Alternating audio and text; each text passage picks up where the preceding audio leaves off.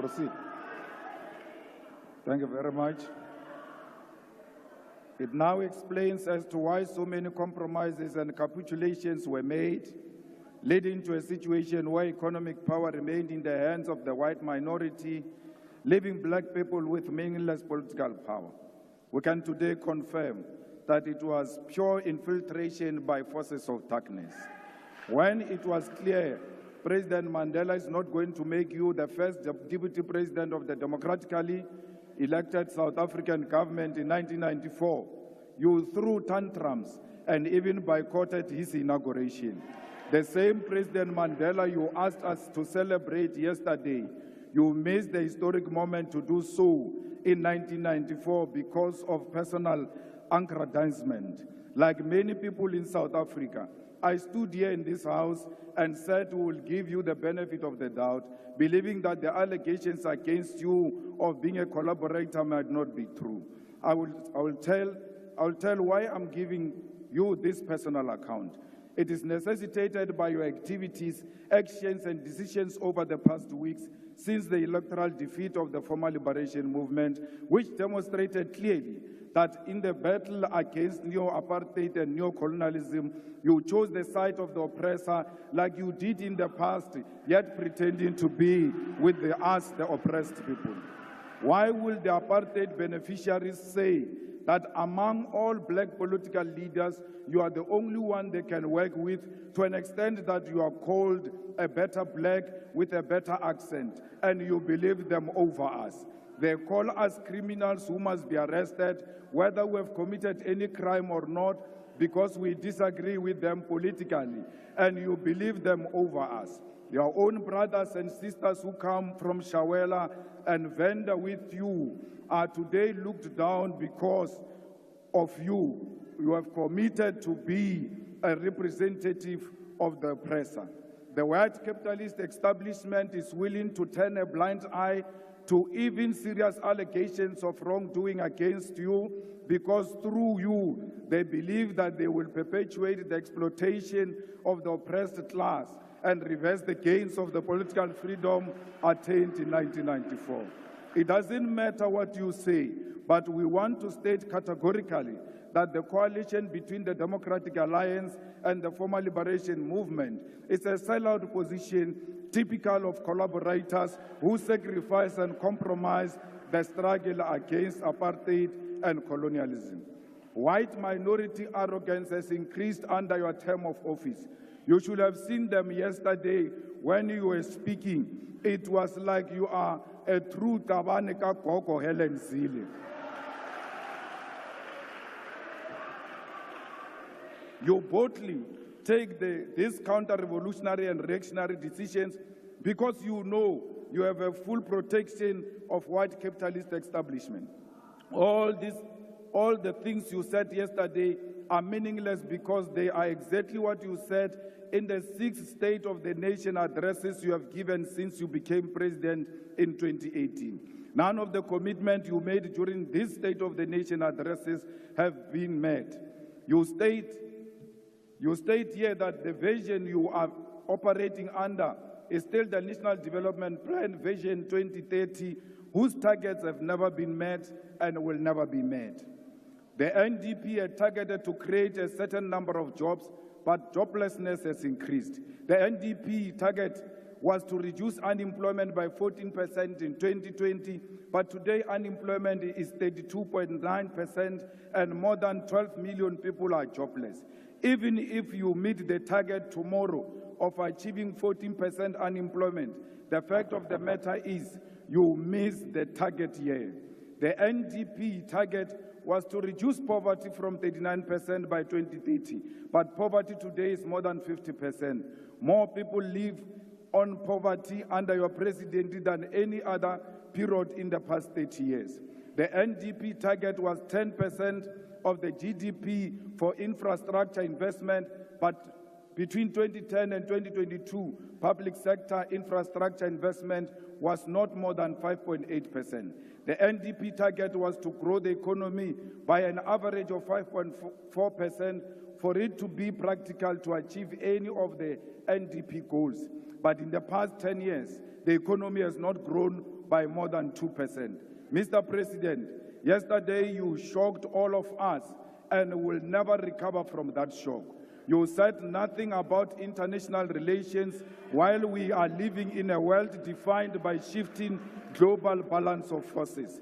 The West, under the guidance and protection of the United States of America, is agitating for a world war, which will be defined by recolonization of the African continent and the global South.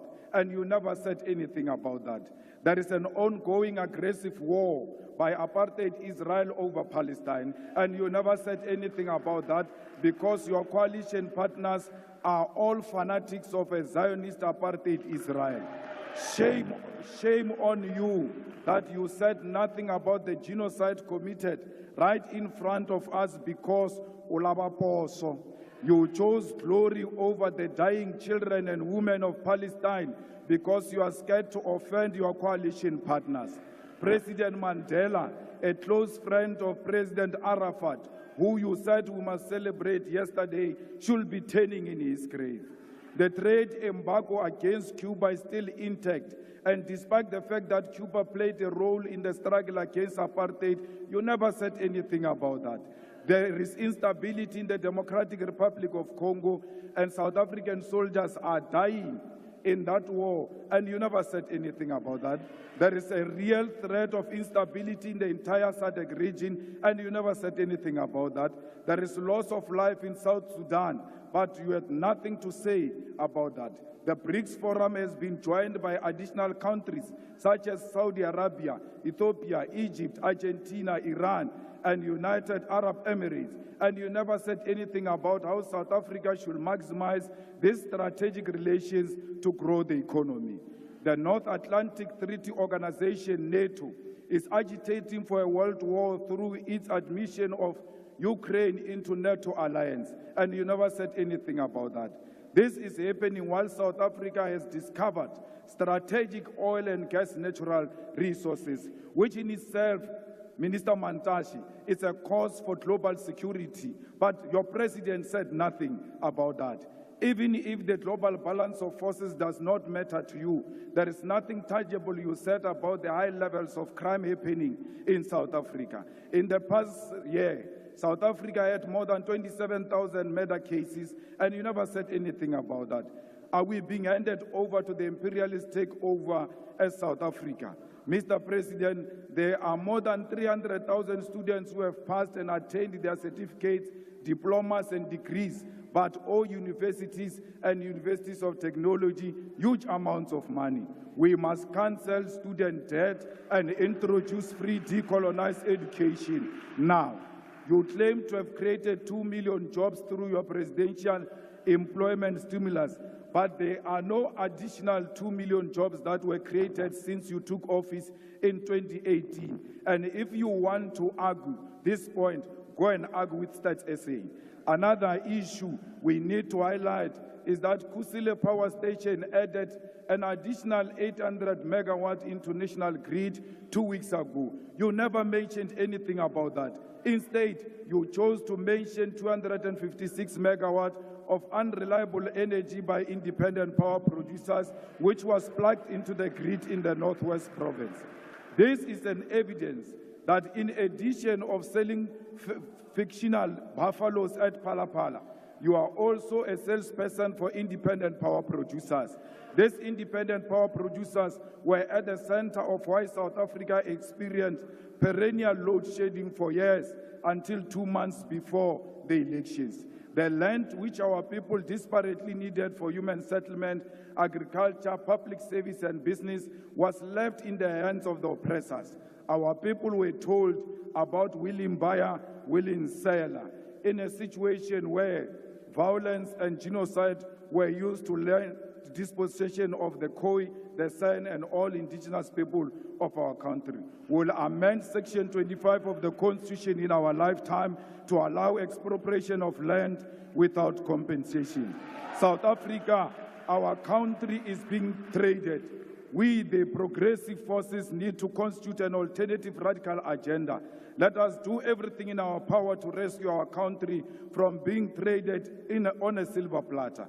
We call on all workers' movement, civil society, religious leaders, and traditional leaders to reject this grand coalition led by DA under the pretense of the so-called government of national unity. We as the EFF will not form part of a factional and a decoy of the so-called national dialogue, which happens after the government has already committed budgets and programs to this agenda. We are not in the business of talk shows. We are in an agenda to realize through economic emancipation of our people, and no matter what it takes, we will never associate with the collaborators and the sell-out agenda of the establishment. Erekele butche nonyana phaku phaku ebya le tiye a re tshushike maru a utla bosele motho wa ba le matric wo a sankang aba subjected to a peer review comes here and calls us VBS looters. I understand the mind of a rat will not comprehend that is actually sitting with VBS looters themselves in the government of national unity. The same matriculant is a beneficiary of the loot of 20 billion of Steinhoff that was invested by public investment, by PIC. No amount of nonsensical threats of arrest can silence us. Not even death can silence us, because Mama Winnie Madikizela Mandela's voice has multiplied. Ours is a generational mission. We shall overcome. Victory is certain. We want to tell you now, your days are numbered. Thank you very much.